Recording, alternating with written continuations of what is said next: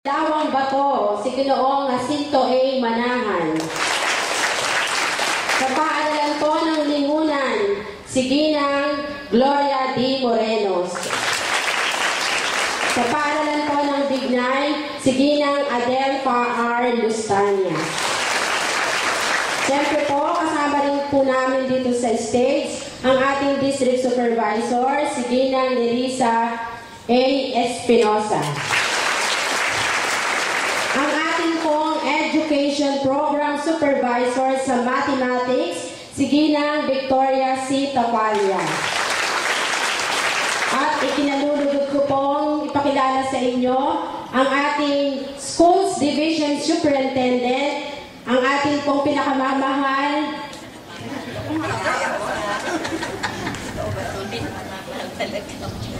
si Ma'am Nordelisa R. Mayari.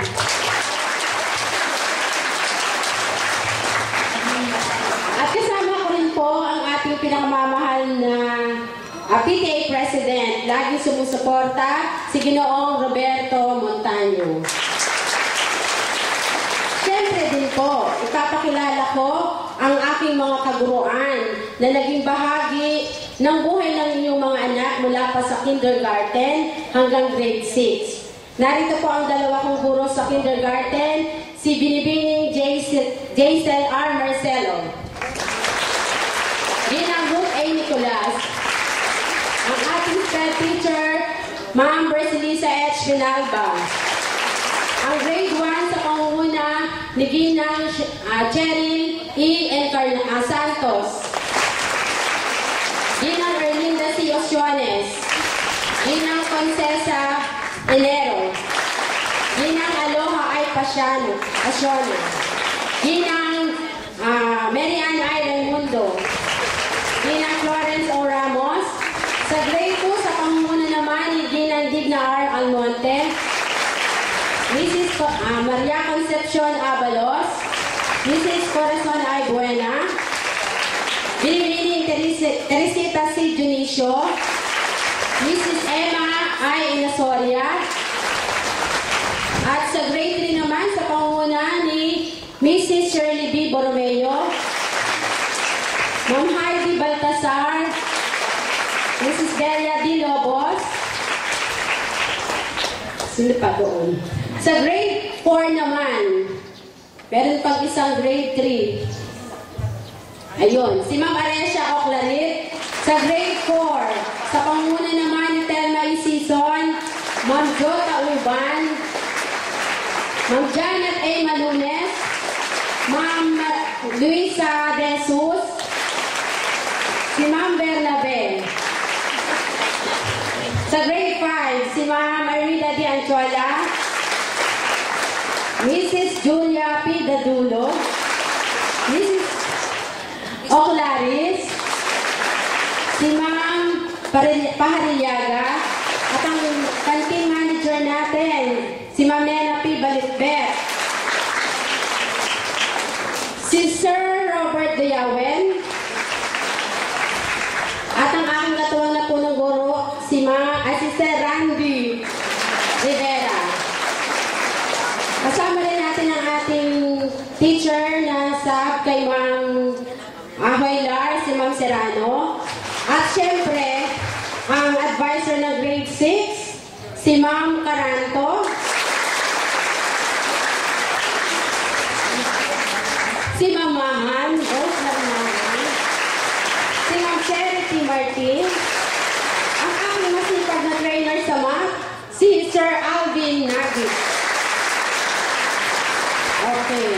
At ngayon po sa aking gampanin, ikinararangan ko pong iharap sa inyo Ginang Nerissa A. Espinosa at ang ating Superintendent Ma'am Mayari, ang 102 lalaki at ang 106 na batang babae na may kabuuang 208 na magsisipagtapos para sa taong panuruan 2001 2002. Kasi po nilang natapos ang curriculum sa elementarya na itinakda ng kagawaran ng edukasyon. Kaya tinihiling ko po sa inyo ang inyong pagpapatunay at pagpapatibay sa kanilang pagtatapos sa umagang ito.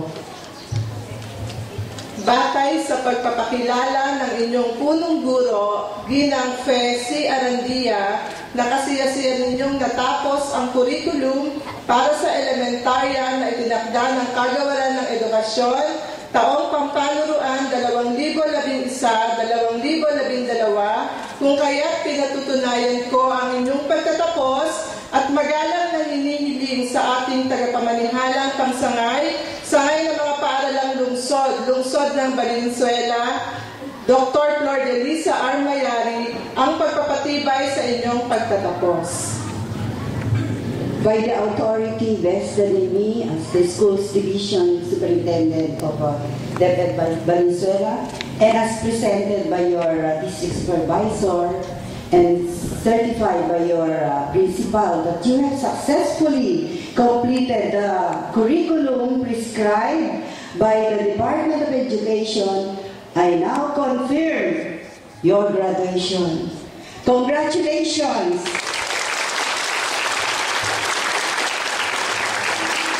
Mga bata, you will enroll in grade 7. So after this, enroll immediately in grade 7. And then 4 years from now, you will graduate from senior high school. After the senior high school, yung iba pwede na magtrabaho. And then you will continue with the junior. You will graduate with the junior high school for 4 years from now. And then you will continue until you reach the senior. Ready na kayong magtrabaho in any parts of the Philippines or global.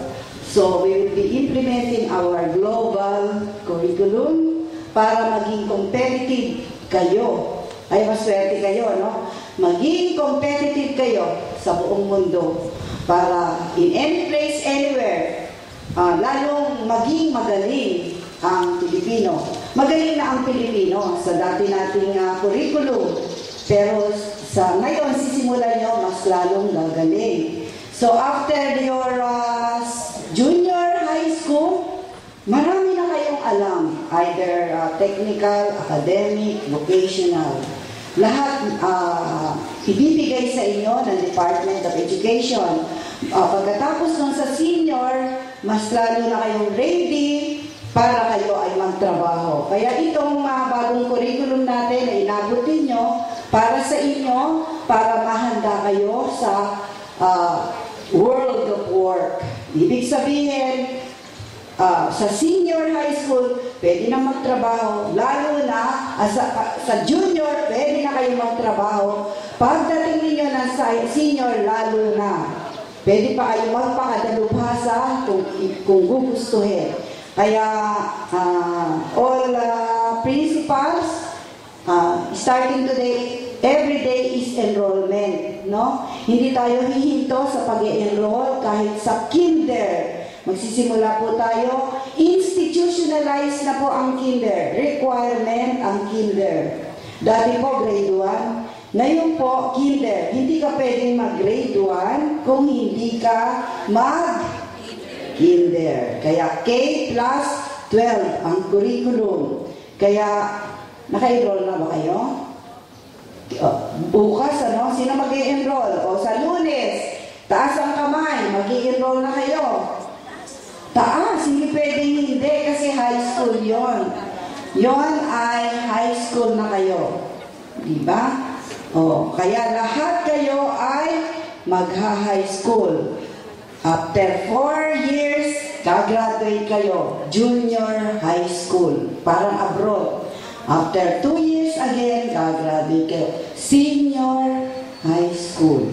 So sa ating mga magulang, supportahan po natin ang bagong curriculum na inihanda ng DepEd at ng ating Pangulo ng Pilipinas. Pinapahalagahan natin, may mga bisita tayo, mamaya ipapakilala ng ating principal. Palapakan po natin ang ating magaling na principal at ang eskwelahan na isa sa pinakamagandang